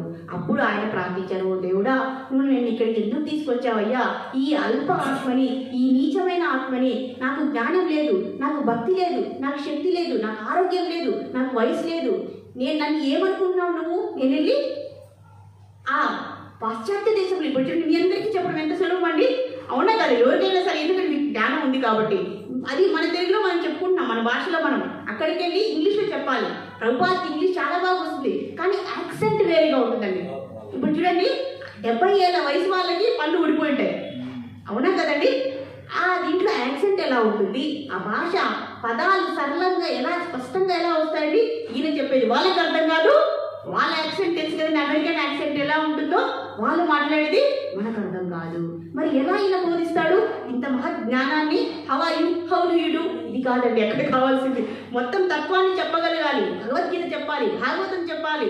ఈ తత్వాన్ని ఎలా అర్థం చేయిస్తావు, వాళ్ళ యొక్క లైఫ్ స్టైల్ వేలే. వాళ్ళంతా ఎలా ఉన్నారు తెలుసా, ఇలా మీలాగా శుద్ధభక్తులుగా సద్భక్తులుగా ఉంటారండి. వాళ్ళు ఎంతసేపు ఎప్పుడు ఇలా 4 రెగ్యులేటివ్ ప్రిన్సిపల్స్ బ్రేక్ చేసి ఉంటారు. ఎప్పుడు తాగడము, ఎప్పుడు తినడము, ఎప్పుడు అబద్ధస్ని సంగ చేయడం, ఆడవాళ్ళతో వెళ్ళిపోవడము, కట్టుబాటు లేనటువంటి లైఫ్ స్టైల్ అండి. వాళ్ళు ఏమనుకుంటారంటే మనం పుట్టింది తిని ఎంజాయ్ చేయాలి, సెక్షువల్ ప్రెషర్, ఎప్పుడు ఎంజాయ్ చేయాలి, తినాలి, బ్రతకాలి, దొంగతనం చేయాలి, డబ్బులు సంపాదించాలి. అమెరికాలో తెలుసు కదండి మన పరిస్థితి. ఇప్పుడు కూడా బర్గింగ్ అనేది ఉంది. అక్కడ రాత్రి 9 గంటల తర్వాత మనం బయటకు వెళ్ళామనుకోండి, మన దగ్గర జోబులో పర్స్ లేదనుకోండి, మనం పొడిచి పారేసి వెళ్ళిపోతారు. దాన్ని బగ్గింగ్ అంటారంట. కాబట్టి ఇప్పుడు కూడా అమెరికాలో కొన్ని ప్లేసెస్లో చాలా డేంజర్ ఉండాలంటే. అప్పుడు అలాంటిది ఆ టైంలో ఎలా ఉంటుందండి, వాళ్ళకి రేసిజం అనేది ఉంటుంది. మీరెందుకు మా కంట్రీకి వచ్చారు, మీరెందుకు ఇక్కడ వచ్చి ఉంటున్నారు, వాళ్ళకి నచ్చదండి. వాళ్ళు రజస్తమో గుణంలో ఉంటారు, ఇంకా దారుణంగా ఉంటారండి. నేను ఆస్ట్రేలియాలో చూశాను, వాళ్ళు మందు ఇవి కూడా తీసుకోరండి, డ్రగ్స్ తీసుకుంటారు, మాదక ద్రవ్యాలు, ఎంతసేపు మత్తులో తూలుతూ ఉంటారు. ఇది వైను ఇవన్నీ ఉంటాయి కదండి, వీటికంటే కూడా చాలా మత్తు పదార్థం అండి. అవన్నీ డ్రగ్స్ తీసుకుంటారు వాళ్ళు ఎలా ఉంటారంటే, నేను ప్రత్యక్షంగా చూశాను వాళ్ళని. రాత్రుల్లో 7 తర్వాత మనం బయటకు పోయామంటే వాళ్ళు మన ఎదురుగా వస్తూ ఉంటారు. ఎప్పుడు వాళ్ళ ఆనందంలో వాళ్ళు నవ్వుతూ పోతూ ఉంటారనమాట. మనం దొరికామంటే ఆడవాళ్ళు దొరికితే ఒకటి, మగవాళ్ళు దొరికితే ఇంకొకటి చేస్తారు. అలాంటి కారుణ్యమైనటువంటి కఠినమైనటువంటి మనస్తత్వం ఉంటుందండి. ఇంతసేపు కొట్టి చంపేస్తారు అనమాట. కానీ వాళ్ళకి ఏం శిక్షలు పడవు. ఎంతమంది పోలీసు సెక్యూరిటీ ఉన్నా కూడా సో అమెరికాలో ఉండేటువంటి పరిస్థితి ఏమంటే చాలా అభద్రత, సెక్యూరిటీ లేదు. రాత్రి అయితే దొంగతనాలు జరుగుతాయి, దొంగలు. ఇలాంటి వారికి ఏంటంటే భాగవతం రామాయణం చెప్పేది ఎవరైనా చెప్పగలరా? చెప్పి ఒప్పించగలరా? అదే ఇక్కడ ప్రార్థన చేస్తున్నాడు అనమాట శ్రీల ప్రభుపాద. ఏమని? అయ్యా వాళ్ళు చెప్పేది నాకు అర్థం కాదు, నేను చెప్పేది వాళ్ళకి అర్థం కాదు, కానీ నువ్వు అనుకుంటే, నాకు నా మీద నమ్మకం లేదు, కానీ నువ్వు దేవాది దేవుడు అయినట్టు నువ్వు అనుకుంటే ఈ పని జరుగుతుంది. ఎందుకంటే అందరూ మాయలో ఉన్నారు, ఆ మాయను సృష్టించిందే నువ్వు. భ్రమలో ఉన్నారు, భ్రాంతిలో ఉన్నారు, ఆ మాయకు అతీతుడు నువ్వు, నీ శక్తి అది. కానీ నువ్వు అనుకుంటే ఆ మాయ నుంచి వాళ్ళని బయటికి తీసుకెళ్ళి ఈ అద్భుతమైన అవకాశం మనకు వచ్చిందండి. మనకు వచ్చిందా ఈ అవకాశము? వాళ్ళు ఎవరు డ్రగ్స్ తీసుకునే వాళ్ళందరూ ధరించడానికి ఈయన వెళ్తున్నారు వాళ్ళని ఉద్ధరించడానికి. మనమని ఉద్ధరించడానికి వచ్చినప్పుడు మనము వాళ్ళకన్నా హీనంగా ఉన్నామండి. అవునా కదా? శ్రీల ప్రభుపాద ఎందుకు మన పాశ్చాత్య దేశాలకు ఎందుకు వెళ్ళవలసిన అవసరం ఎందుకు వచ్చింది? మనం వెళ్ళడం లేదు కాబట్టి. అవునా? అంటే వాళ్ళకంటే మన పరిస్థితి, మనం డ్రగ్స్ తీసుకోవాల్సిన అవసరం లేదు, మందు మారక ద్రవ్యాలు తీసుకోవాల్సిన అవసరం లేదు, వాళ్ళకన్నా ఇంకా దారుణమైనటువంటి స్థితిలో ఉన్నాం కాబట్టి ఆయన అమెరికాకు వెళ్ళారు. బట్ వెళ్ళింది మంచి పనే అయింది అని ఇక్కడ చెప్తూ ఉన్నారు. సో ఆయన ప్రార్థించారనమాట. అలాగే ఆయన సెప్టెంబర్ 17వ తేదీ ఆయన బోస్టన్ నగరంలో మనకి ఇమిగ్రేషన్ డిపార్ట్మెంట్ ఉంటుంది కదండి, అక్కడ కొద్దిసేపు ఆ నౌక ఆగింది అనమాట. ఎందుకంటే చెకింగ్స్ అంతా ఉంటాయండి, కస్టమ్స్ ఉంటాయి కదా. ఆ టైంలో వీళ్ళు ఏం చేశారు, ఈ కెప్టెన్ పాండే ఆ శ్రీల ప్రభాద్ ఇద్దరు కూడా బయటికి వెళ్ళి ఆ బోస్టన్ నగరం అంతా చూసుకొని వచ్చారనమాట.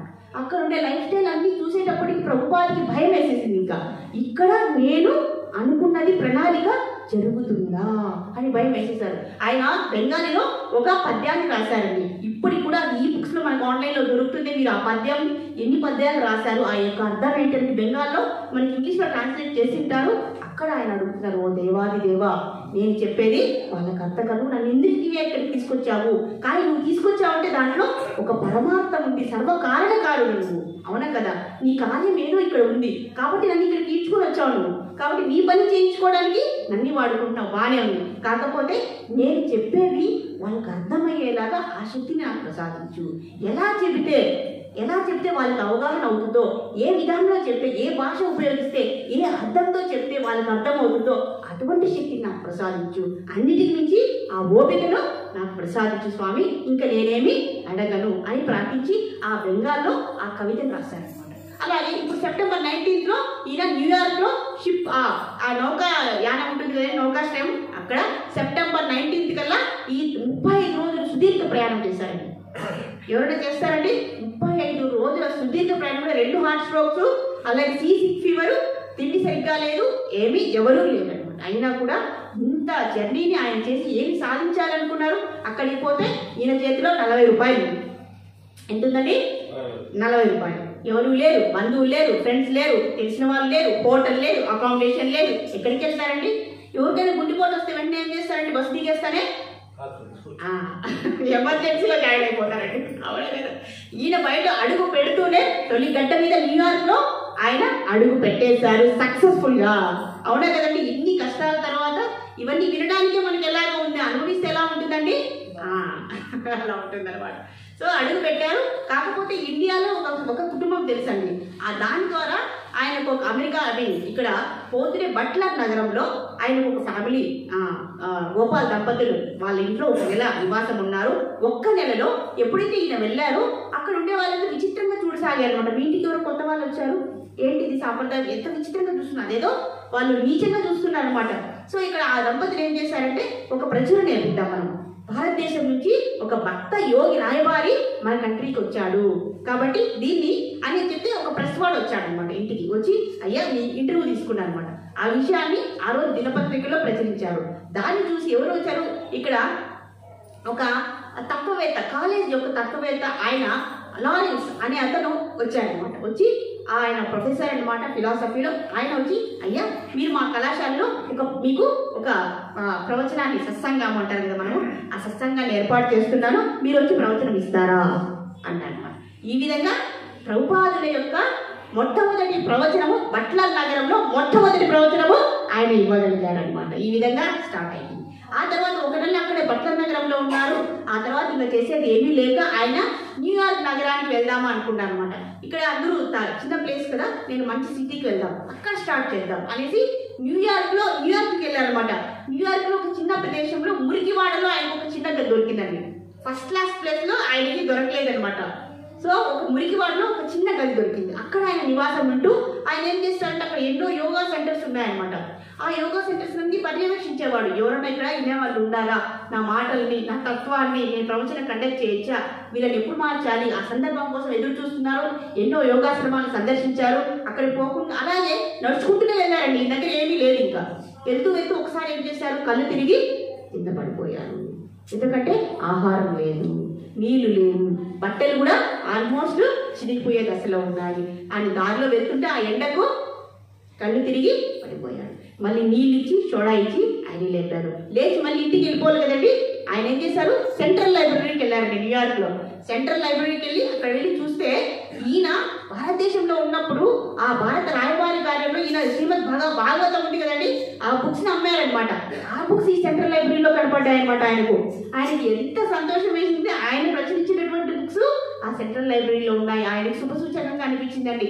అవునా కదా, కళ్ళు తిరిగి పడిపోయేవాడికి చూడండి తిండి మాత్రం లేదు, కానీ ఎప్పుడైతే ఆ బుక్స్ కనపడ్డాయో ఆయనకి ఎంతో ఆనందం వేసేసింది అనమాట. సో అలా వెళ్తుండగా ఆ సెంట్రల్ లైబ్రరీకి వీళ్ళు ఠాగూర్ సొసైటీ వాళ్ళు వచ్చారనమాట. ఈయనని చూసి భారతదేశం నుంచి ఒక ఫిలాసఫర్ వచ్చారు, ఈయన దగ్గర నుంచి మనం ఇంటర్వ్యూ తీసుకుందాం, ఒక క్లాస్ తీసుకుందాం అని చెప్పి ఆ ఠాగూర్ సొసైటీ సభ్యులందరినీ మీలాగా కూర్చోబెట్టి ఆయన ఇక్కడ కూర్చోబెట్టి వ్యాసాసనంలో కూర్చోబెట్టి ఇంకొక ప్రవచనాన్ని ఇప్పించారు వాళ్ళు. ఆయన ప్రవచనంలో ఏం చెప్పారు తెలుసా వాళ్ళతో, ఠాగూర్ సొసైటీ సభ్యులతో, అయ్యా మీ అమెరికా చాలా భాగ్యమైనది, చాలా అదృష్టమైనది. ఎందుకంటే శ్రీ చైతన్య మహాప్రభు ఆ బోధనని మీకు అందించాలనుకుంటున్నారు. మీ ఆందోళనని, మీ టెన్షన్స్ మీరు బంధ విముక్తి నుంచి చేయాలని ఆయన నిర్ణయించుకున్నారు అని చెప్పారు. అలాగే భగవత్ నామముని యొక్క విశిష్టతను, గొప్పతనాన్ని ఆయన ఆ క్లాస్లో ప్రసంగించారనమాట. అప్పుడు అక్కడ ఉండేటువంటి తత్వవేత్తలందరికీ కూడా ఎంతో నచ్చేసిందండి. ఇంకా ఆయన ప్రచురించినటువంటి బుక్స్ అన్నీ కూడా అందరూ కొనుక్కొని వెళ్ళారు. కానీ ఈ న్యూయార్క్ నగరంలో అందరూ లైఫ్ స్టైల్ చాలా లగ్జరీస్గా ఉండినప్పటికీ కూడా అక్కడ అందరూ ఏదో దిగులుగా ఉండేవాళ్ళు అనమాట. ఈ యంగ్స్టర్స్ కానీ, కపుల్స్ కానీ, వయసు అయిన వాళ్ళు కానీ ఎంతో ఆందోళన, అసంతృప్తి, నిస్పృహ ఇవన్నీ ఉండేదన్నమాట. దీన్ని గమనించారన్నమాట శ్రీల ప్రభుపాదులు.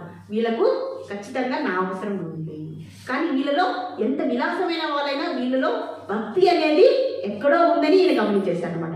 ఆ పాయింట్ ఒకటి ఆయనకి హోప్ వచ్చేసింది అనమాట. మరి అందరినీ ఇలా మనకంటే ఇక్కడ సత్సంగం నాగేశ్వర సార్ చేపిస్తున్నారు, మరి అక్కడే కూడా చేపిస్తారండి. ప్రతి ప్రదేశంలో చేయించలేరు కదా. అక్కడ ఏం చేశారంటే ప్రభుపాద్ ఆయన ఎంతో శ్రమించి ఇండియాకి లెటర్ రాశారనమాట. రాష్ట్రపతికి, ప్రధానమంత్రికి ఇలా లేఖలు రాశారనమాట. ఇక్కడ నేను ఒక టెంపుల్ని నేను కట్టాలనుకుంటున్నాను, మీరు దయచేసి నాకు ఆర్థిక సహాయాన్ని చేస్తారా అని ఎన్నో లేఖలు రాశారండి. ఎన్ని లేఖలు రాసినా, గౌడ్య మఠాన్ని సంప్రదించిన, భక్తుల సోదరుని సంప్రదించిన ఎవ్వరూ సహాయం చేయలేదు. చూడండి, మన వాళ్ళకు మనమే సహాయం చేయడం లేదు. అదండి మన మనస్తత్వం అలా ఉంది. ఆయన ఎన్నో లేఖలు రాశారు. ఆయన కోపం వచ్చింది, మీరు నాకు ఎటువంటి ఆర్థిక సహాయం చేయడం లేదు. మళ్ళీ ఇంకా మీకు లాస్ట్ లెటర్ ఏం రాశారు తెలుసా, మీరు సహాయం చేయకపోయినా ఈ ఉద్యమం ఆగదు, ఇది నెరవేరి తీర్పు. చూడండి ఆయన యొక్క నమ్మకం, విశ్వాసం చూడండి.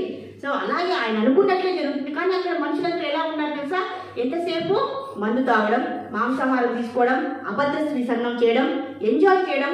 అమ్మలు ఉంటే నాన్న ఉండదు, నాన్న ఉంటే పిల్లలు ఉండరు, అనాథ పిల్లలు, ఇలా హిప్పీస్ అంటారు అనమాట. ఆంథ్రోపాలజీ వాళ్ళు ఏమంటారు, హిప్పీస్ అంటారు. హిప్పీస్ అంటే ఎటువంటి కట్టుబాట్లు లేవు, ఎటువంటి నీతి లేదు, ఎటువంటి విలువలు లేకుండా వాళ్ళు బతుకుతూ ఉన్నారు. రాత్రి అయితే దొంగతనం చేస్తారు ధనం కోసం, ఆ ధనంతో వాళ్ళు ఎంజాయ్ చేస్తూ ఉంటారు. ఇలా జీవనాన్ని గడుపుతూ ఉన్నారు, కానీ ఎవరు ఆనందంగా లేరు. కాబట్టి ఇలాంటి చోట నేను హరినామ సంకీర్తన చేయాలి, చైతన్య మహాప్రభు చెప్పినటువంటి సూచనలు వీళ్ళకి ఇవ్వాలి, ఈ కష్టాల నుంచి నేను వాళ్ళని బయటకు తీసుకుని రావాలి అని ఎంతో ప్రయత్నించారండి. కానీ మన భారత ప్రభుత్వం ఏమాత్రమో సహాయం చేయలేదు. కానీ అక్కడ ఏం చేస్తారు ఆయన, సరే ఆయన ఒక యోగాశ్రమంకి వెళ్ళారు. అక్కడ ఆయనకు హార్వే అనేటువంటి ఒక యువకుడు పరిచయం అయ్యాడు. హార్వే ద్వారా డేవిడ్ అనేటువంటి వ్యక్తి పరిచయం అయ్యాడు. ఆ డేవిడ్ ఆ యొక్క గదిలో ఈ శ్రీల ప్రభుపాదికి ఆశ్రమం ఇచ్చారనమాట. ఆ రూమ్ లో వాళ్ళు ఉంటూ ఉన్నారు. ఎక్కడికి వెళ్తున్నారు వీళ్ళు,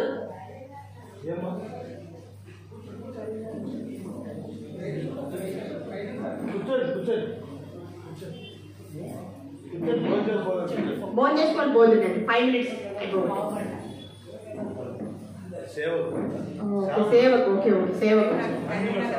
ఓ అవునా, హరిబోల్ హరిబోల్, జై శ్రీ సాయిరామ్. సో ఈ విధంగా ఆయనకి డేవిడ్ గదిలో ఒక ఆశ్రమం దొరికిందండి.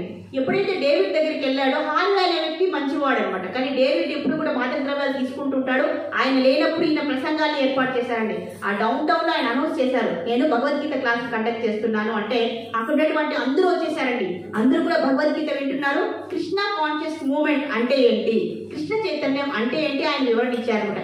కృష్ణ చైతన్యం అంటే ఏది కాదు, మనము ఫస్ట్ క్లాస్ మనుషులుగా తయారు చేయడము, మంచి లక్షణాలు కలిగినటువంటి వ్యక్తులుగా మేము తయారు చేస్తాము.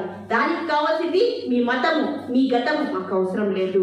మాకు కావాల్సింది no meat eating, no gambling, no intoxication, no illicit sex. అంటే ఏంటి, మాంసాహారము మానేయాలి, అలాగే మాదక ద్రవ్యాలు మానేయాలి, అబద్ధ స్త్రీ సంఘం మానేయాలి, జూదం మానేయాలి. ఈ 4 మాత్రమే మానేయాలి. మేము మిమ్మల్ని we are trying to create a first class men అని ఆయన స్టేట్మెంట్ ఇచ్చారండి. మేము ఫస్ట్ క్లాస్ వాళ్ళుగా మిమ్మల్ని తయారు చేస్తాము, మిమ్మల్ని పరిపూర్ణంగా తయారు చేస్తాము. ఈ చైతన్య మహాప్రభు యొక్క ఆదేశము, ఆయన యొక్క నిర్ణయం అని ఈయన హరినామ సంకీర్తన కూడా చెప్పారండి. హరే హరే కృష్ణ అని ఏమి అంటే ఒకరు అడిగారు అనమాట, హరే కృష్ణ అంటే ఏంటి అర్థము అని అడిగారు. కృష్ణ అంటే సుప్రీం ఆదిదేవుడు. హరే అంటే ఏంటి, హరే అంటే ఎనర్జీ ఆఫ్ గాడ్, అంటే ఏమి దేవుడి యొక్క శక్తి. హరే అంటే దేవుడి యొక్క శక్తి. కృష్ణ అంటే స్వయం, కృష్ణస్తు భగవాన్ స్వయం. అందుకే హరే కృష్ణ కృష్ణ కృష్ణ హరే హరే, హరే రామ రామ రామ హరే హరే అనేటువంటి ఈ 16 పదాలని, అవునా కదండి, ఈ 16 పదాలని 32 అక్షరాన్ని ఎవరైనా సరే ఎటువంటి కాలంలో ఎటువంటి అర్హత లేకపోయినా ఈ నామస్మరణ ఎవరైతే చేస్తారో ఈ బ్రహ్మన్న తారక మంత్రాన్ని, శత్రు చేదేక మంత్రం, సకల ఉపనిషద్ వాక్య సంపూజ్య మంత్రం, సర్వైశ్వర్యేక మంత్రం, సంధాన మంత్రం, జన్మ సాఫల్య మంత్రం అని చెప్తూ ఉంటారు. ఇలా ఈ మంత్రాన్ని అయితే ఎవరు జపిస్తారో వాళ్ళు తప్పకుండా తరిస్తారని వాళ్ళు 100% 100 కోటి రెట్లు వాళ్ళు చెప్తూ ఉన్నారు. కాబట్టి సర్వకాల సర్వావస్థలు A+B² A² + B² + 2AB కాదు. ఎందుకంటే హరి అనే దాంట్లో ఎప్పుడైతే ఈ మంత్రస్చరణ చేస్తామో మన చక్రాలన్నీ కూడా యాక్టివేట్ అవుతూ ఉంటాయి. హరే అనేటువంటి నామాన్ని మనం స్పష్టంగా పలికితే ఓంకారాన్ని పలికినట్లే. ఓంకారాన్ని పలికితే ఎంత ఫలితం మనకు వస్తుందో ఆ ఫలితాన్ని ఇక్కడ అందిస్తున్నారు. కాబట్టి ఈ మంత్రాన్ని జపించండి. ఆయన ఈ మంత్రాన్ని జపిస్తూ వచ్చారు. ఎప్పుడైతే ఈయన భగవద్గీత క్లాసెస్ ఇచ్చారో డేవిడ్ అతను ఆ మాదక ద్రవ్యాలు తీసుకున్నాడు. రాత్రికి ఇక్కడ వచ్చి ఈ ప్రభుపాద్ని చంపేయాలని చూశాడనమాట. ఆ రాత్రికి ఏం చేశాడు, ఆయన ఈయన మీదకి అటాక్ చేశాడు. అప్పుడు ఏం చేశాడు, ప్రభుపాదు బయటకి పారిపోయాడు అనమాట. ఆ తర్వాత ఒక ఫ్రెండ్ ఇంట్లో ఆయన తలదాచుకుని ఈ సమ్మానాన్ని తెచ్చిపెట్టేసుకున్నాడు. సో ఇలా చేస్తూ ఉంటే ఇంకా ఇలా భగవద్గీత క్లాసులు కండక్ట్ చేసేటప్పుడు వాళ్ళందరూ ఎవరు తెలుసా అండి, మహానుభావులు ఎవరు ఆయన క్లాసుకు రాలేదండి. అందరూ దొంగలు, జైల్లో ఉండే నేరస్తులు, ఇతర దేశం నుంచి పారిపోయిన వస్తువు వాళ్ళు, హిప్పీసు, వీళ్ళందరూ క్లాస్లో ఉన్నారండి. వీళ్ళని మార్చాలంటే అవుతుందండి, కానీ వాళ్ళలో కూడా పరివర్తన వచ్చింది. ఎప్పుడైతే ఆయన మృదంగం నేర్చుకున్నారండి, మృదంగం వాయిస్తూ హరేనామ సంకీర్తన చేశారో వాళ్ళకి డాన్స్ అంటే చాలా ఇష్టం అండి. వెస్టర్న్ పీపుల్కి డాన్స్ అంటే ఇష్టం, మ్యూజిక్ అంటే ఇష్టం. కాబట్టి ఈయన మ్యూజిక్ నేర్చుకున్నారు, పాట పాడుతున్నారు. ఎప్పుడైతే అవెన్యూ పార్క్ లో, ఆ టాంకింగ్ పార్క్ లో ఈయన కీర్తన చేస్తారో అందరూ యువకులందరూ వచ్చి డాన్స్ చేయడము, నృత్యం చేయడము, పాటలు పాడటము, ఎగరడము, తూరడము, సిగరెట్ తాగడము, మందు తాగడము, ఇవన్నీ చేస్తూనే డాన్స్ కూడా చేస్తూ ఉన్నారు. వాళ్ళు ఈయనేం చేస్తాడు, అందరికీ కూడా ప్రసాదము అందరికీ వండి పెట్టి అందరికీ సర్వ్ చేసి వాళ్ళు తిన్న తర్వాత వెళ్ళిపోతే తిరిగి అన్ని ప్లేట్లు కడుక్కొని మళ్ళీ తిరిగి రోజు వంట చేసేవారు. 70 ఏళ్ళ వయసులో ఇది సాధ్యమవుతుందండి. వాళ్ళందరూ హాయిగా తిరిగి వెళ్ళిపోయేవారు. కానీ ఇది ముసలివాడు కదండి, వాళ్ళకి వంట చేసి పెట్టి మళ్ళీ వాళ్ళని పంపించేసి తిరిగి ఇంకో రోజు మళ్ళీ వంట చేసేవాడు, క్లాస్ ఇచ్చేవాడు. ఇలా జరుగుతుండగా అందరికీ జాలి వేసిందనమాట. అయ్యో ఒక్క ముసలివాడు, ఓల్డ్ మ్యాన్ మన కోసం ఎంత చేస్తున్నారు. ఎప్పుడైతే ఆ ప్రసాదాన్ని తీసుకున్నారో వాళ్ళలో పరివర్తన అనేది వచ్చేసింది అనమాట. ఇంకా వాళ్ళు వాళ్ళ యొక్క చెడు గుణాలన్నింటినీ కూడా మెల్లమెల్లగా వాళ్ళు మార్చేసుకున్నారు, భక్తులుగా తయారైపోయారండి. భక్తులుగా తయారైపోయి ప్రభుపాద కోసము 2nd అవెన్యూ 26 డౌన్ టౌన్ లో ఫ్రంట్ స్టోర్ లో ఒక పెద్ద భవనం ఉంది. దాంట్లో 2వ ఫ్లోర్ తీసుకున్నారు. అందులో గిఫ్ట్ షాప్ అనేది, మ్యాచ్లెస్ గిఫ్ట్ సెంటర్ అనేది ఉంటుంది. దాన్నే వాళ్ళు రెండుకు తీసుకొని ఇంకా శ్రీకృష్ణ చైతన్య ఉద్యమాన్ని వాళ్ళు అక్కడ స్థాపించారు. ఇలా ఎక్కువ భక్తులు అందరూ తయారవుతుంటే ఇప్పుడు ఆ సంస్థకు ఒక పేరు ఇద్దామని 1966 జూలై 13th ఆ ఇస్కాన్ అనే పేరుని ఆయన పెట్టేశారు అనమాట. దాన్ని రిజిస్ట్రేషన్ చేపించేశారు. గోల్డ్ స్మిత్ అనే లాయర్ని సంప్రదించి ఆ రిజిస్ట్రేషన్ అనేది అయిపోయింది. ఇస్కాన్ సంస్థ అనేది వచ్చేసింది. ఆ వచ్చిన తర్వాత ఇంకా చూడండి ఆయన వెనుతిరగలేదు. ఇంకా ఎన్ని చేశారంటే ఆ టైంలో ఆయన ఇంకా లండన్కి పంపించారండి. లండన్కి వెళ్తే ఆ బీటిల్స్ రాక్ బ్యాండ్, ఇప్పుడు చూడండి మైకేల్ జాక్సన్ లాగా బీటిల్స్ రాక్ బ్యాండ్ అనేటువంటి జార్జ్ హారిసన్, ఆయన గొప్ప పాప్ సింగర్ అండి. ఆయనకు ఈ హరే కృష్ణ మహామంత్రాన్ని ఎన్నో రకాల ట్యూన్స్ కట్టాడండి. ఆయన ఒక ఆల్బమ్ తయారు చేశాడు. ప్రపంచమంతా హరే కృష్ణ అనేది డిఫరెంట్ ట్యూన్స్ లో పాడేది ఆయన కంపోజ్ చేశారనమాట. స్వయంగా శ్రీల ప్రభుపాద ఆయన వచ్చి మెచ్చుకున్నారు. ఆ తర్వాత జార్జ్ హారిసన్ ఒక పెద్ద భవంతిని శ్రీల ప్రభుపాదకి గిఫ్ట్ గా ఇచ్చేశారు అనమాట. అదే శ్రీ రాధా గోకులానంద మందిని ఫస్ట్ టైం న్యూయార్క్ లో స్థాపించేశారనమాట. టెంపుల్ ని ఏర్పాటు చేశారు. ఇలాగా లండన్ లో అయిపోయింది. ఇంకా రష్యాలోకి వెళ్ళారు. 1971 రష్యాలో వెళ్ళారు. రష్యాలో కమ్యూనిస్ట్ సిద్ధాంతాలండి. దేవుడు అనే పదం మాటనే చంపేస్తారు.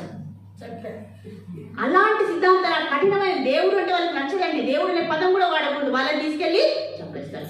అలాంటి దీంట్లో ఒక ఇద్దరు ఉన్నారు. ఆ శ్యామానంద అరవింద్ అనేటువంటి ఇద్దరు శిష్యులతో వాళ్ళు 4 రోజులు పర్మిషన్ తీసుకున్నారండి రష్యాలో వెళ్ళి ప్రసంగం ఇవ్వడానికి. ఆ వెళ్తూనే ఏం చేశారు, ఫోటోస్కి అనేటువంటి విశ్వవిద్యాలయంలో ప్రొఫెసర్తో మాట్లాడారు. ఆయన కొద్దిసేపు విన్నారు, తర్వాత వాళ్ళని పంపించేశారు. ఇంకా మిగిలింది రెండే 2 రోజులు అనమాట. అక్కడ ఇవాన్ అనే వ్యక్తి అయిపోయిందండి. ఇవాన్ అనేటువంటి వ్యక్తిని కలిశారు. ఆ 2 రోజుల్లో ప్రభుపాద చెప్పాల్సినటువంటి ప్రసంగం, ఆ ఆధ్యాత్మిక జ్ఞానం అంతా కూడా అతనికి చెప్పేశారు అనమాట. అక్కడ రష్యన్ ఇవాన్ అనేటువంటి వ్యక్తికి ఫస్ట్ టైం దీక్ష ఇచ్చారండి. దీక్ష ఇవ్వడం అంటే అంత సామాన్యమైన కాదండి. దీక్ష అంటే మీకు తెలుసా, ఇనిషియేషన్ నామం ఇస్తారు, అవునా కదా, మన పేరు మార్చేస్తారు, మనకు నామం ఇస్తారు. అది అందరికీ కుదరదు. ఒక రష్యన్ ఇవాన్ అనేటువంటి వ్యక్తికి అనంత శాంతి దాస అనేటువంటి పేరు ఇచ్చేశారు. ఎటువంటి ఆ శుద్ధ భక్తుల్ని కలవడమే ఆ 2 రోజులు విధంగానే ఆయనకి ఇచ్చారండి. ఇప్పుడు ఎవరు ఇవ్వరండి, మాకు ఇవ్వడం లేదు. 8 రోజులు మేము చేస్తున్నాం కదా, మాకు ఇంకా అవకాశం దొరకడం. ఎంత అదృష్టం చూడండి. ఒక రష్యన్ ఎక్కడ, ఇండియన్ ఎక్కడ చూడండి.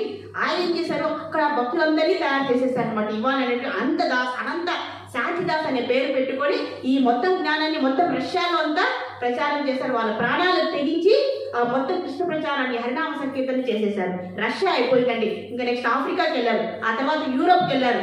యూరోప్లో జర్మనీలో కూడా మన భక్తి సిద్ధాంత సరస్వతి ఠాగూర్ యొక్క శిష్యుడు ఉన్నాడు, సదానంద అనేటువంటి ప్రొఫెసర్ ఉన్నాడు. అక్కడ కూడా భక్తి స్టార్ట్ చేశారు. అక్కడే కాదండి, బంగ్లాదేశ్, పాకిస్తాన్, చైనాలో కూడా ఈ చైతన్య ఉద్యమాన్ని తీసుకొని వచ్చారు. ఈ భక్తి ప్రచారం చేశారు. ఇలా ఎన్నో ప్లేసెస్ లో చేశారు. ఇంకా ప్రభుపాదు ఈ 12 ఏళ్ల సంవత్సరంలో ఆయన మొత్తం భూగోళాన్ని 14 సార్లు, 70 ఏళ్ల ప్రాయంలో ఆయన 14 సార్లు మొత్తం భూగోళం చుట్టేశారండి. ఎన్ని టెంపుల్స్ అంటే 108 పైన టెంపుల్స్ కట్టించేశారు. 10,000 మందికి దీక్ష ఇచ్చేశారు. అలాగే 87 లాంగ్వేజ్ల్లో, భాషల్లో ఆయన శ్రీమద్ భగవద్గీత, భాగవత గ్రంథాలు, 70 రకాల పుస్తకాలను రాశాడు ఆయన. ఆ 87 భాషల్లో మొత్తం ప్రచురణ ఎలా ఉందంటే, ఇండియాలో ప్రపంచంలో ఎక్కడా కూడా ఇన్ని ఆధ్యాత్మిక గ్రంథాలను ప్రచురణ చేసినటువంటి హిస్టరీ ఎక్కడా లేదండి. ఇదే it's going to be the number 1 ISKCON culture అన్నమాట. ఇస్కాన్ లోనే మొదలైంది. అలాగే బీబీటీ అనేటువంటి సంస్థను ఏర్పరిచారు. భక్తి వేదాంత బుక్ ట్రస్ట్, అక్కడి నుంచి బుక్స్ అని ప్రింట్ అవుతున్నాయి.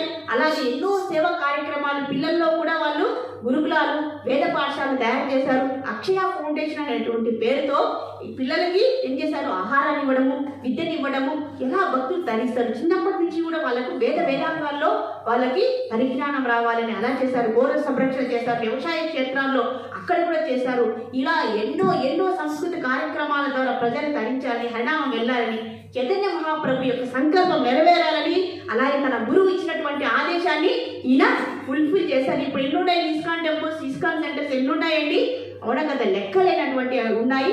మొత్తం 1977 సంవత్సరానికి 5,54,14,000 బుక్స్ ఏర్పడాయి. అన్ని బుక్స్ ప్రచురించబడ్డాయి. ఎప్పటికీ 1977కి 5,54,14,000 బుక్స్ ప్రింట్ అయ్యాయండి. భగవద్గీత, భాగవత, ఇలా చాలా బుక్స్, చాలా గ్రంథాలు. ఎవరు చేయగలరండి? ఒక సంవత్సరంలో 2 సార్లు మొత్తం ప్రపంచం తిరుగుతారండి ఆ వయసులో. ఇది ఎవరికైనా సాధ్యమండి? ఆయన మొత్తం 81 సంవత్సరాలు బతికారు. 1977 సంవత్సరం తిరిగి మళ్ళీ ఆయన బృందావనంకి వచ్చారు. అక్కడ కూడా పెద్ద టెంపుల్స్ కట్టించారు. ఇంకా అవసాన దశకు వచ్చేసింది ఆయన నేను ఎక్కడున్నా కూడా నా చివరి ప్రాణము బృందావనంలోనే వెళ్ళిపోవాలి అనేటువంటి దీంతో ఆయన చెప్పారు. ఆయన భక్తులందరూ ఏడవసాగారు. ఇంకా ఆయన నిత్య గోలోకానికి వెళ్ళిపోయే దశలో ఉన్నారు. అప్పుడు కూడా ఆయన ఏం చేశారు తెలుసా? నేను ఇప్పుడు I never die, I shall live for my books and they will utilize. నేను నా బుక్స్లోనే ఉంటాను, నన్ను నా బుక్స్ చదివితే నాతో మీరు ఉన్నట్లే అని చెప్పారు. ఆయన ఎలా తయారయ్యారంటే మనకు భీష్మదేవ్ తెలుసు కదండి, అంపశయనం మీద విష్ణు సహస్రనామాన్ని ఎలా చెప్పారో ఈయన కూడా అంపశయనం లాగానే 10వ స్కందంలో చూడండి 13వ అధ్యాయంలో బ్రహ్మ విమోహన లీలలో 64వ శ్లోకానికి భాష్యము వ్యాకరణం చెప్తూ ఆయన నిత్య గోలోక బృందావనానికి శాశ్వతంగా వెళ్ళిపోయి ఆ నిత్య లీలలో పాల్గొన్నారనమాట. ఇది ఆయన యొక్క చూడండి ఎవ్వరూ కూడా సాధించలేనటువంటి ఆ విశ్వ మహాత్ముడి యొక్క చరిత్రని మనం కన్నా కూడా మన జీవితం ఎలా వెళ్ళిపోతుందంటే మనం చేసినటువంటి కర్మలు కూడా వెళ్ళిపోతాయండి. ఇప్పుడు మీరు విన్నారు కదా ఎంతో శ్రద్ధగా, మీరు చేసినటువంటి పాపకర్మలో కొంత పర్సంటేజ్ విన్నా, సందర్శించిన, ఆయన బుక్స్ చదివిన, ముఖ్యంగా ఆయనకు నచ్చిన ఆయన గురువుకు నచ్చిన హరే కృష్ణ మహామంత్రాన్ని ఎవరు చదువుతారో వాళ్ళ యొక్క జన్మ చరితార్థం అయిపోతుంది అని ఇక్కడ వాళ్ళు స్పష్టంగా చెప్పారు. కాబట్టి ఆయనకు అన్నిటికన్నా నచ్చింది ఇదే శత్రుశ్రేరేక మంత్రం, సకల ఉపనిషత్ వాక్య సంపూజ్య మంత్రం, సంసారోద్ధార మంత్రం, సంఘ నిత్యాన మంత్రం, సర్వైశ్వర్యైక మంత్రం, వ్యసన బుధిక సంతుష్ట సంతాన మంత్రం, దివ్య శ్రీకృష్ణ మంత్రం, జప జప సతతం జన్మ సాఫల్య మంత్రం, హరే కృష్ణ మహామంత్రం. హరే కృష్ణ కృష్ణ కృష్ణ హరే హరే, హరే రామ రామ రామ హరే హరే. ఈ మంత్రాన్ని ఇచ్చేసి ఆయన బుక్స్ రూపంలో ఆయన ఎప్పటికీ కూడా మనతో ఉంటారు. ఈ సద్గురు గురించి మనం వినడానికి మనకి ప్రతిఫలం అనేది తప్పకుండా లభిస్తుంది. మీరు కూడా వీలైతే మీరు ఈ హరే కృష్ణ మహామంత్రాన్ని చెప్పించి మనం ధరించవచ్చు. సో ఈ అవకాశం ఇచ్చినటువంటి ముఖ్యంగా మన నాగేంద్ర శెట్టి సార్కి అలాగే మీ అందరికీ కూడా నేను కృతజ్ఞత భావన తెలుపుకుంటూ, ముఖ్యంగా మన స్వామివారికి ఆయన కృతజ్ఞత తెలుపుకుంటూ ఈ అవకాశం అందరికీ కూడా పేరు పేరున ధన్యవాదాలు. హరే కృష్ణ కృష్ణ కృష్ణ హరే హరే, హరే రామ రామ రామ హరే హరే. శ్రీల ప్రభుపాద్కి జై, శ్రీల భక్తి సిద్ధార్థ సరస్వతి ఠాకూర్ మహారాజ్ కి, ఆల్ వైష్ణవాస్ కి హరే కృష్ణ. లాస్ట్ లో ఫాస్ట్ గా చెప్పవలసి వచ్చింది, టైం అయిపోయింది.